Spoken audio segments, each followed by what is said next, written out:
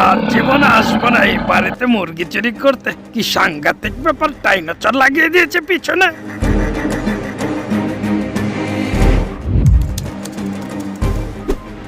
এটি একটি মুরগি চোর বাঘের গল্প। বাঘটিকে কিভাবে প্রতিরোধ করা হয়েছে জানতে চাইলে পুরো ভিডিওটি দেখুন। বয়স তো অনেক বেশি হয়ে গেছে, শরীরটা অনেক ভারী হয়ে গেছে। জঙ্গলে তো আর শিকার করতে পারছি না। এখন বাড়িতে গিয়ে দেখি কার বাড়িতে মুরগি আছে, মুরগিগুলোকে কাবাব করতে হবে। দেখা যাক কার বাড়িতে মুরগি পাই, সেখান থেকে খেয়ে ফেলবো সব মুরগি, এক একটা করে খাবো। আহা, কি সাংঘাতিক ব্যাপার, এখানে তো অনেকগুলো মুরগি, এক একটা করে খাবো। আজকে কোনটা যে নেই, এই তো আগে ছোটটাকে নেই, পরে না হয় বড়টা একটা একটা করে খাবো। ছোটগুলা দিয়ে শুরু করি, আগে ছোটটাকে নেই। প্রতিদিন একটা করে খাবো, কেউ বলতে পারবে না আমাকে কিছু।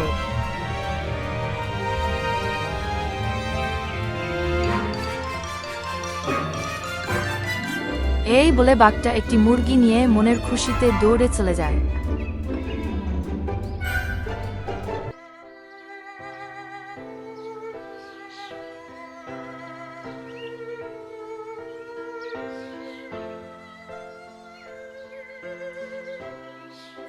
আরে এখানে তো 5টি মুরগি ছিল, আরেকটা কোথায় চলে গেল? এমনিতে অভাবে চলছে দিনকাল, এভাবে যদি মুরগিগুলো উদাও হয়ে যায় তাহলে তো চলবে না। তাকে তো জানাতে হয় বিষয়টা। ঘরের কাছ থেকে মুরগি চুরি, এটা তো ভালো লক্ষণ না। না না, এভাবে প্রতিদিন এসে বাঘটি প্রতিদিন একটি করে মুরগি চুরি করে নিয়ে যায়, আর এই বিষয়গুলো তাদের নজরে পড়ে।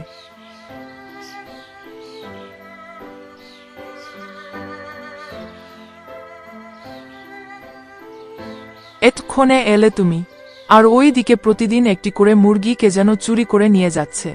এভাবে যদি চলতে থাকে তাহলে তো একটাও মুরগি থাকবে না ঘরে। এটার একটা বিহিত করা দরকার।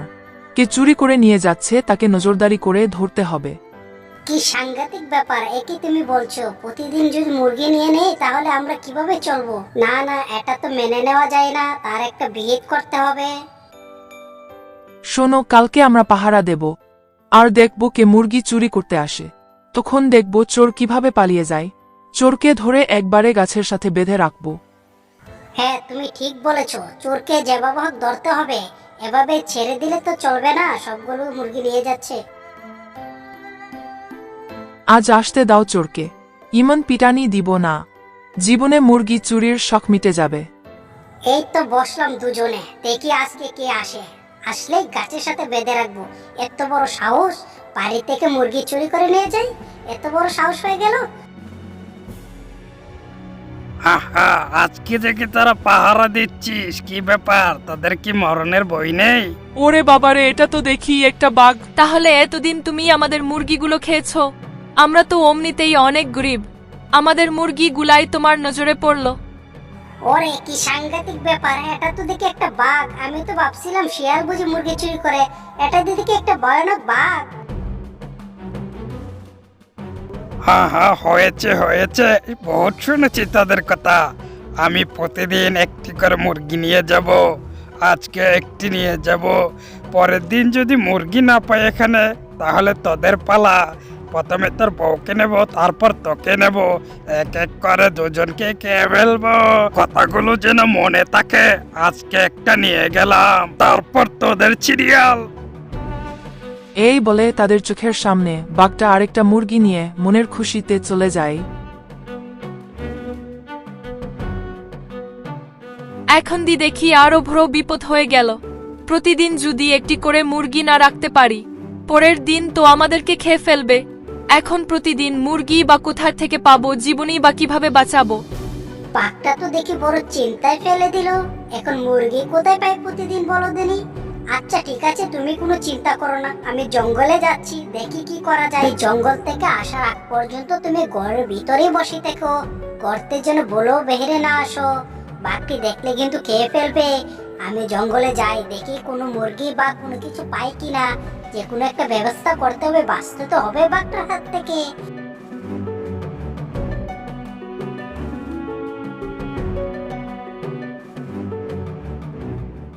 এই আশা নিয়ে সে জঙ্গলের দিকে রওনা দিল মুরগি পাওয়ার আশায়। আদৌ কি সে মুরগি খুঁজে পাবে? তার ভাগ্যে কি কোনো মুরগি আছে?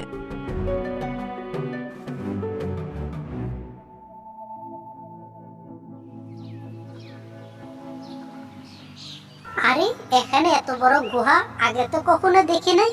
আচ্ছা এটার ভিতর কি হতে পারে? চলে যাই দেখি ভিতরে গিয়ে কি আছে এটার ভিতরে, কিছু যদি পাই।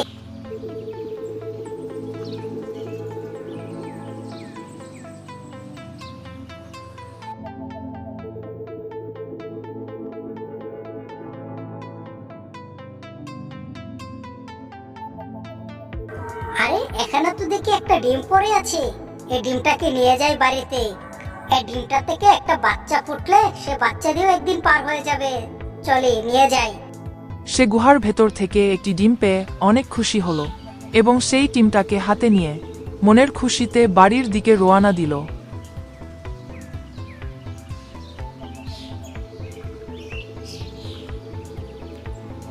এই দেখো কত বড় একটি ডিম পেয়েছি।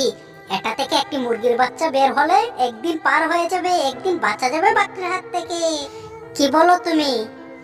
এই ডিম দিয়ে আর কয়দিন বাঁচা যাবে? আমাদের প্রাণটা মনে হয় বাঘের হাতেই চলে যাবে। যাই হোক, তুমি কোনো চিন্তা করো না, উপরওয়ালা সব ঠিক করে দিবেন। আরে এটা তো কোনো মুরগির ছানা বলে মনে হচ্ছে না, এটা তো একটা আজব প্রাণী মনে হচ্ছে। যাই ওকে ডেকে নিয়ে আসি, দেখাতে হবে যে।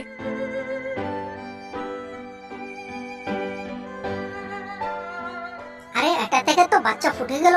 এটা তো কোনো মুরগির বাচ্চা না, এটা তো একটা ডাইনোসরের বাচ্চা। ডাইনোসর খুব শক্তিশালী হয়ে থাকে। ও তাই নাকি? তাহলে তো অনেক ভালো হবে। আমরা তাকে অনেক আদর যত্ন করে লালন পালন করব, যাতে সে আমাদের কথা শুনে। তাতে আমাদের অনেক উপকার হতে পারে। দেখো দেনি, সে আমাদের কাছে এসে থেমে গেল কেন? কি চাচ্ছে সে আমাদের কাছ থেকে? মনে হচ্ছে সে আমাদের কাছ থেকে অনুমতি চাচ্ছে খেলাধুলা করার জন্য।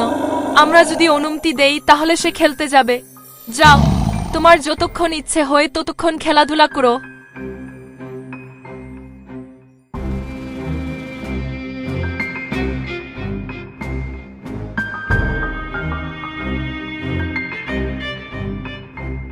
ডাইনোসরটি খুব জলদি বড় হতে লাগলো, খুব তাড়াতাড়ি বুঝতে এবং শিখতে লাগলো। অনেক তাড়াতাড়ি মজবুত এবং খুব শক্তিশালী হয়ে উঠল এবং তাদের কথা বলার ইশারা বুঝতে এবং মানতে শুরু করে দেয়।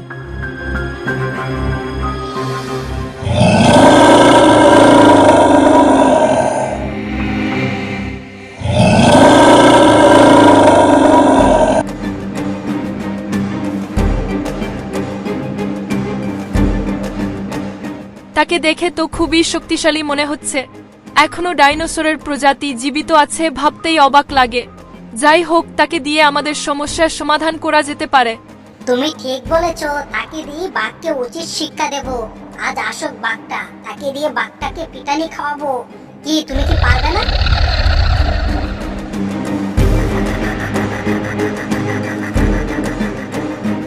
কি সাংঘাতিক ব্যাপার! কিরে, আজ তো দেখি একটাও মুরগি নেই।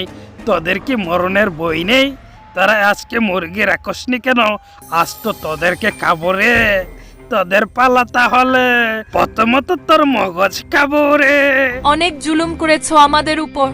যদি বাঁচতে চাও এখনই পালিয়ে যাও, তা না হলে জান নিয়ে ফিরে যেতে পারবে না। সময় থাকতে কেটে পড়ো।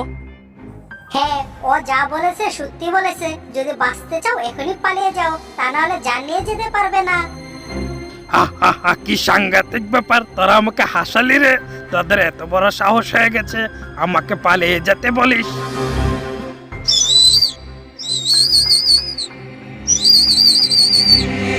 সে বাঁশি বাজানোর সাথে সাথে ডাইনোসরটি শুনে জলদি দৌড়ে আসে।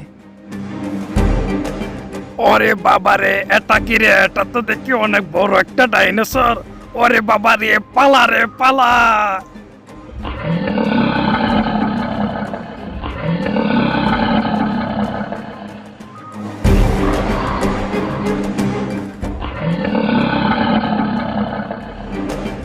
আর জীবনে আসবো না এই বাড়িতে মুরগি চুরি করতে। কি সাংঘাতিক ব্যাপার! ডাইনোসর লাগিয়ে দিয়েছে পিছনে।